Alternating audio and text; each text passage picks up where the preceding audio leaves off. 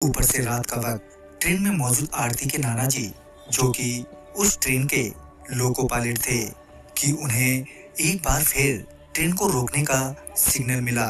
दरअसल आने वाले स्टेशन पर एक ट्रेन सिग्नल ना मिलने के कारण पहले से ही खड़ी थी। कुछ देर बाद आरती के नाना जी को वहां से चलने का सिग्नल मिला। तभी उन्होंने ट्रेन का इंजन स्टार्ट किया और चलने से पहले चेतावनी के तौर पर ट्रेन का हॉर्न बजाया, ताकि अगर कोई भी ट्रेन की पटरी के आसपास हो या पटरी पर हो तो वो वहां से हट जाए। 3 बार हॉर्न देने के बाद वो आगे बस चलने ही वाले थे कि उनकी नजर सामने पटरियों पर गई, जहां उन्होंने देखा कि पटरियों पर कोई लेटा हुआ है। यूं तो धुंध की वजह से कुछ साफ साफ नहीं दिख रहा था, मगर ट्रेन की लाइट से पता चल रहा था कि कोई तो है जो सफेद कपड़े पहने पटरियों पर लेटा है। आरती के नाना जी उसे वहां देखकर हैरान थे। कायदे से तो उसे अब तक हॉर्न की आवाज सुनने के बाद पटरियों से हट जाना चाहिए था, मगर वो तो अपनी जगह से टस से मस ही नहीं हो रहा था। आरती के नाना जी ने ट्रेन के विंडो से उसे आवाज देते हुए कहा, अरे भाई, हॉर्न की आवाज सुनाई नहीं दे रही क्या? चलो अब हट भी जाओ पटरियों से। मगर उनके कई बार कहने के बावजूद भी वो वहीं ज्यों का त्यों ही पड़ा रहा। अब आरती के नाना जी को गुस्सा आने लगा था। वो मन ही मन सोच रहे थे कि कैसा आदमी है ये, इतनी तेज हॉर्न की आवाज से भी इसे कुछ फर्क नहीं पड़ा। वो ये सोचते हुए ट्रेन से नीचे उतरे और वो उसकी ओर बढ़े। जब आरती के नाना जी उसके करीब पहुंचे तो उन्हें पता चला कि वो एक 15 से 16 साल तक का लड़का है। आरती के नाना जी ने फिर से उस लड़के से कहा, तुम्हें मेरी ही ट्रेन मिली है मरने के लिए? ये बोलते हुए आरती के नाना जी आगे बढ़ ही रहे थे कि वो लड़का एकदम से खड़ा हो गया। उस लड़के को खड़ा होता देख आरती के नाना जी भी एकदम से रुक गए।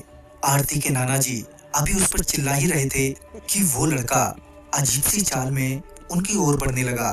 पहले तो वो लड़का अपनी मुंडी झुकाए हुए आरती के नाना जी की ओर बढ़ रहा था। जब वो आरती के नाना जी के करीब पहुंचा तो उसने अपनी मुंडी ऊपर की तो उसकी नजर सबसे पहले आरती के नाना जी के गर्दन पर गई।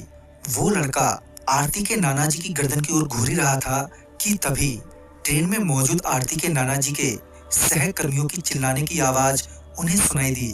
जब उन्होंने पीछे मुड़कर देखा तो पाया कि उनके साथी उन्हें ट्रेन में तुरंत ही वापस आने के लिए कह रहे हैं। साथ ही वो सारे काफी डरे हुए भी लग रहे थे।